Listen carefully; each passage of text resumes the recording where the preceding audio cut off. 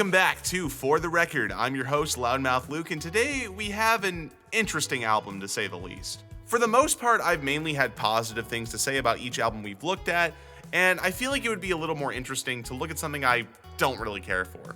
When I first started this show, this album was the first idea I had, but for whatever reason, I chose a different album. Regardless, today we are taking a look at the 7th studio album by Easycore Legends, A Day to Remember, You're Welcome. As I mentioned in my review of their most recent album, I love this band. Their music is so much fun to listen to with their mix of pop, punk, and metalcore. They've become a new personal favorite of mine. I enjoy most of their albums, but my two personal favorites are Common Courtesy and of course their legendary album Homesick. I even got to see them in September of 2025 on the Maximum Fun Tour, and it's genuinely one of the best concerts I've been to. They sounded great, they were filled with so much energy, and I think that's the most hyped crowd I've ever seen. I even got hit in the face with a beach ball, which was awesome. Regardless, the production of this album is very interesting.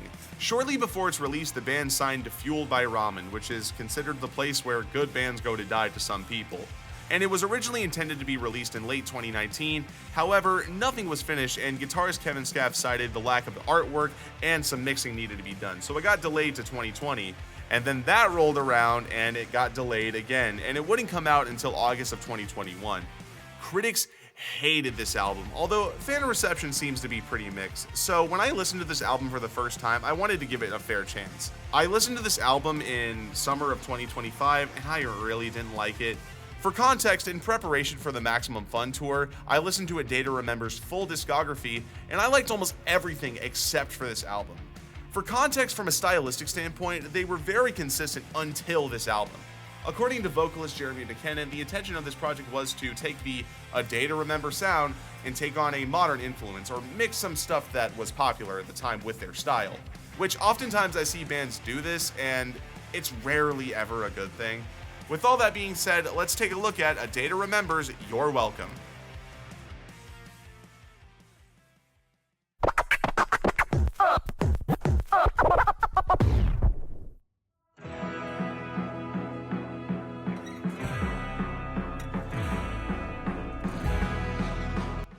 The first track is Brick Wall, and it's a decent start to the album. I overall have very mixed opinions on this song. I like parts of it, but it's also kind of an example of why I don't like this album. It has a really cool build up through the intro and the verses of the song, but it does this weird switch up in the chorus.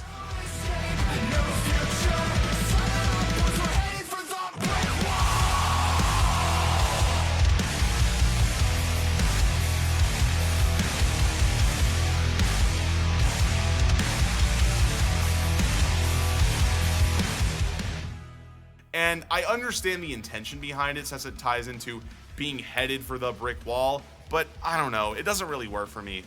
Also, that outro goes on for way too long. I personally would have made it about like 3/4 of the time that it is, or maybe have made the instrumental in the breakdown a little more involved, because it feels very stock. Speaking of which, the instrumental isn't bad per se, but it leaves a lot to be desired. And another thing I don't like about this album that this song has is the mixing is way too polished, it feels too studio processed, and for me it doesn't have that bite that a lot of their earlier work has. I overall think this song is okay, and it's a decent enough start to the album, and next is a song I sorta like.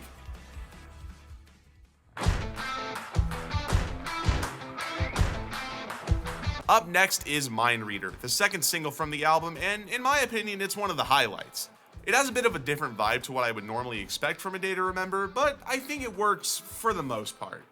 I really like the guitar riff in the verses, and it's overall pretty catchy. I think in general, it also doesn't really have that polish that a lot of the rest of the album has that makes me not like it, and the instrumental, at least for the most part, feels a lot more involved and not just stock. I will say that my main gripe is in the pre-chorus with this mind reader.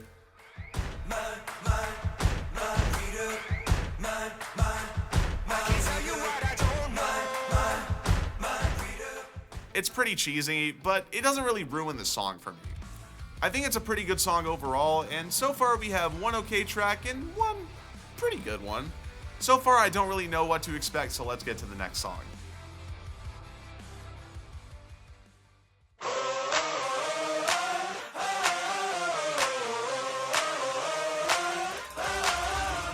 Oh boy. Up next is the first stinker of the album, BloodSucker. This is one of the main examples of a song on this album that shows what's wrong with it. The constant whoa, whoa throughout the song are really annoying, and the instrumental almost sounds like a Day to Remember's trying to be like a heavier Imagine Dragons. It just really doesn't work. And that weird vocal effect on Jeremy's voice before the drop in the chorus is just weird sounding and off-putting.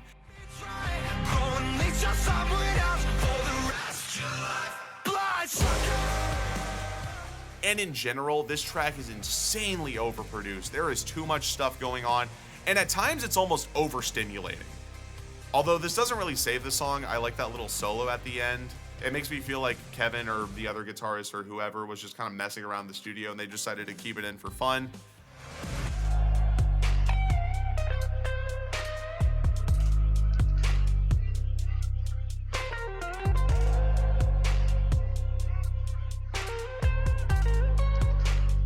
Again, it doesn't really save the song, but I do think it's a little fun little lick.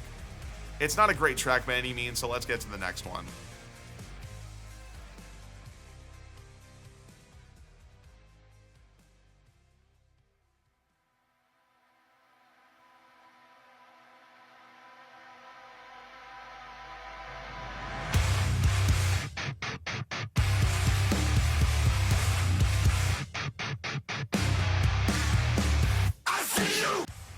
Up next is Last Chance to Dance, or Bad Friend, and I kind of like this one. It's overall one of the better songs of the album, and I think that a lot of it has to do with the fact that it actually does kind of sound like a Day to Remember, or at least what I would expect from them. Especially, I think it sounds a lot like their last album, Bad Vibrations, which is a record I enjoy. Although, while listening to this song with headphones, I do notice some weird stuff in the mixing, specifically with the drums and Jeremy's vocals, although it's not really noticeable in any other setting, like for example, like my car speakers or like a TV speaker or anything like that. Again, when you like have your headphones plugged in, you kind of pick up on a lot of more things in like mixing and stuff, so that's all that was. I think it's a solid track overall, and its placement on the album does make me at least a little more optimistic, since we've only had one real bad song on here. So let's see what's up next.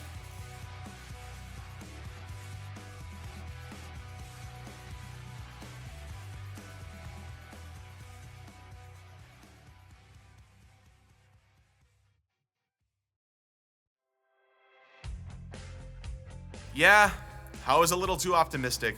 Up next is F.Y.M, and this is, by far, and I'm not exaggerating when I say this, probably the worst song A Day to Remember has recorded.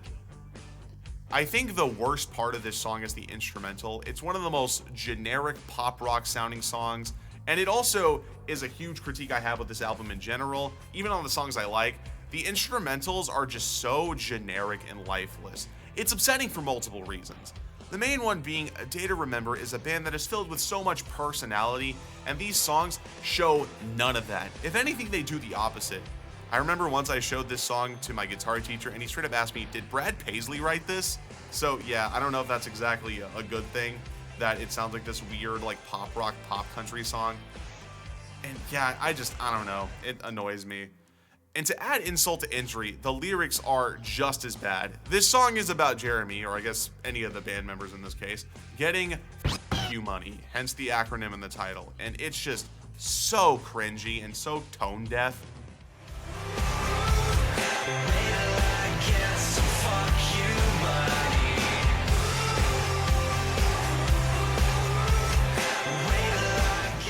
Like, I know you guys have F.Y.M money. Like, you're one of the biggest bands in your scene. I highly doubt that, you know, you're needing to like plot revenge to get F.Y.M money. I don't know what the origin of the song is, but it's just so embarrassing. Yeah, I don't like the song, although it has become kind of an inside joke with a couple of my friends because of how bad it is, so hopefully the next track is better.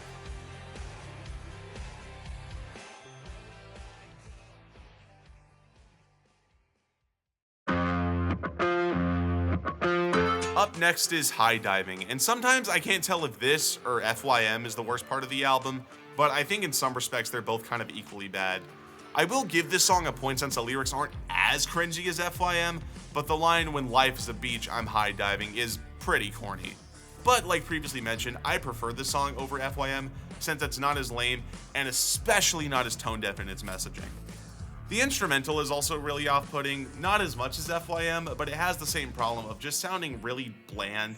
It's a very generic pop rock adjacent track. In some places, it almost reminds me of AJR, which is a band I don't really like to begin with. So that's another thing I don't really like about this song. It's overall another really weak track, so I think we can only go up from here.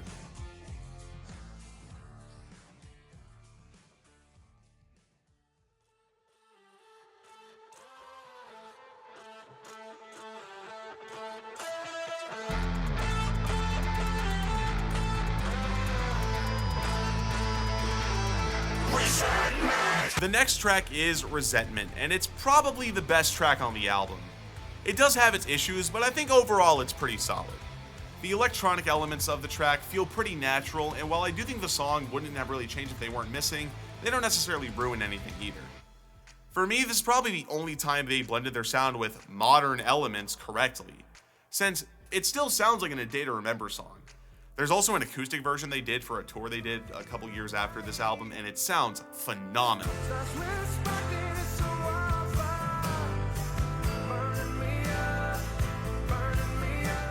Recently, this has been one of the only songs from this album they still play live, and for good reason. It's one of the only salvageable tracks on You're Welcome.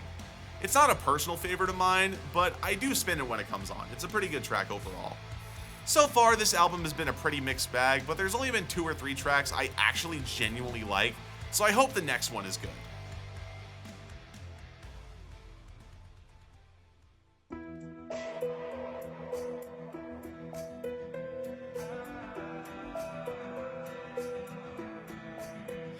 Up next is Looks Like Hell, and it's super weak. This song is super boring from an instrumental standpoint, and Jeremy sounds like half asleep.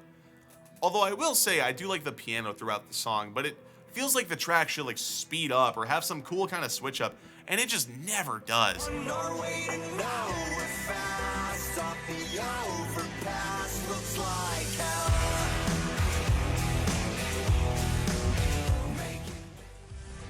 And again, I feel like there should have been some kind of switch up that just never happens. Plus, just like the rest of the album, the mixing on Jeremy's vocals in the bridge sounds so processed, and I hate it.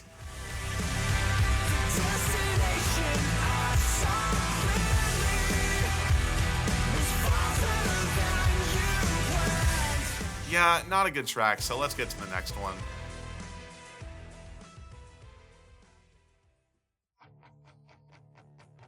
Up next is Viva La Mexico, and I want to like this one. I think it has one of the more lively instrumentals on the album, and I think in places it's kind of fun to listen to.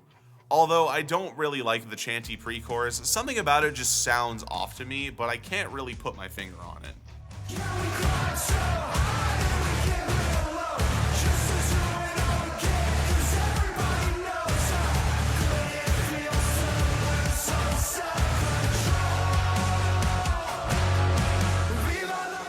Just like a lot of the album, I feel like this song is just an identity crisis. It's a track that just doesn't really capture what I love about A Day to Remember, although I will say I do think this song would probably be fun to hear live. It's not a bad song by any means, it's just an okay one, so let's see what's up next.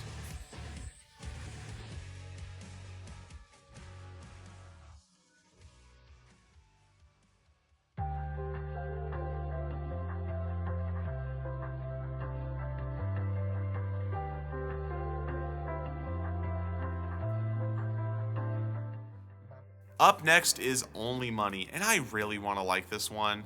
It tells the story of Jeremy missing out on key moments in his life in pursuit of money.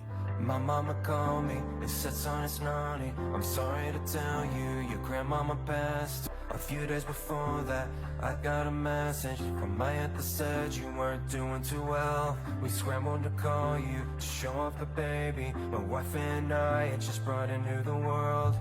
The lyrics to this song hit really hard in places, but it's just brought down by the instrumental. I think this song would have worked better as a fully acoustic song, similar to I'm Already Gone from their Common Courtesy album. The drums and the whoas in the chorus just give me mixed signals, it just does not work. This track was so close to being great, but it's bogged down by the instrumental, so let's see what's up next.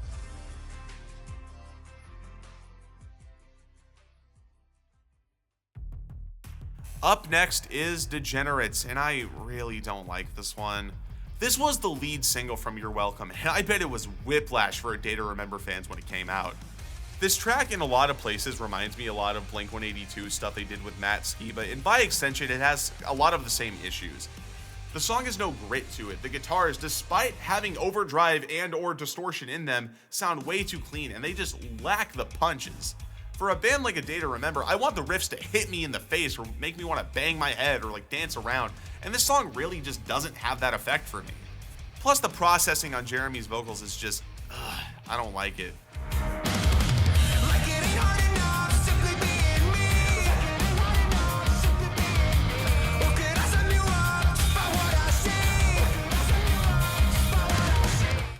It's another miss from the album, but we have a few tracks left, so hopefully it ends off strongly.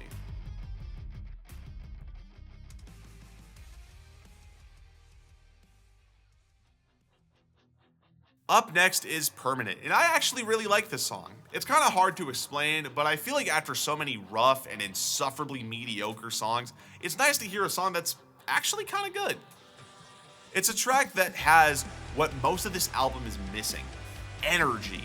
It has a fun guitar riff in the chorus, and while there is still that weird processing on Jeremy's vocals, and in general into a lot of the instruments, it doesn't really bother me because the instrumental, in my opinion, is still pretty solid, so I can look past it. Plus, that build-up and the breakdown is awesome.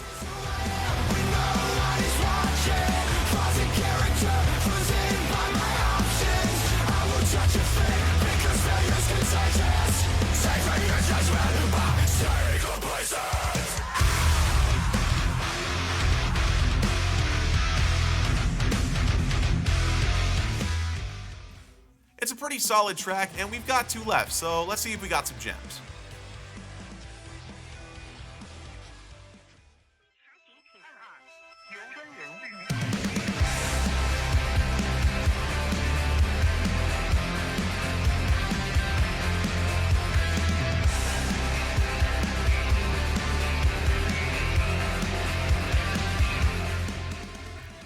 Up next is Re-Entry, and it's okay.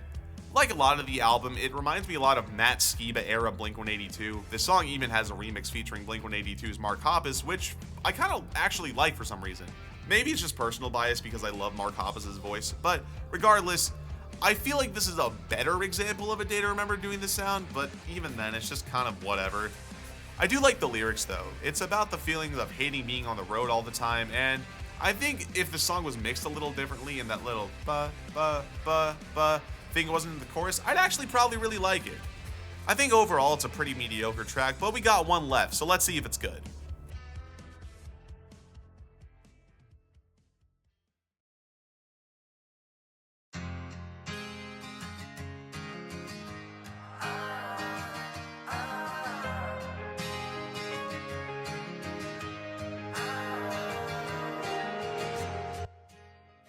The last track of the album is Everything We Need, and it's baffling.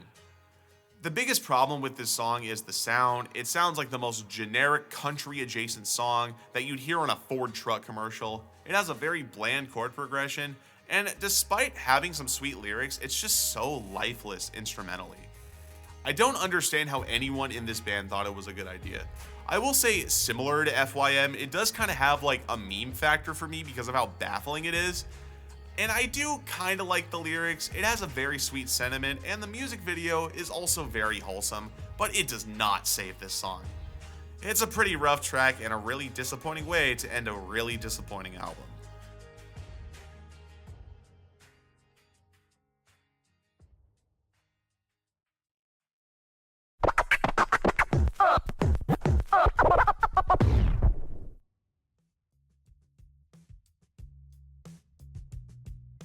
A Day to Remember's You're Welcome is a mess. I am curious about the overall making of this album. It's really hard to say what happened, but it's almost the opposite of everything I love about this band. It's bland, it's overproduced, and it's lifeless. It's an identity crisis in the form of an album. It's filled with more hits than misses, and the worst part is there's a few songs I actually really like that shows that spark isn't fully gone. For the first episode of the series, I reviewed their newest release, Pickl album Volume 1, and while it has a few flaws that are similar to this album and some tracks I don't really care for, I think overall it's a massive improvement, and at least in places as a step in the right direction. So I hope the next A Day to Remember album is great, but these last two albums make me a little worried they're either falling off or have just fallen off in general. Well, that wraps up another episode of For the Record. If anyone wants to request an album for me to review, my email is lukeeboyer03@gmail.com, or you can message me on Instagram at loudmouthluke03. Thank you all for tuning in, and I hope you have a great night.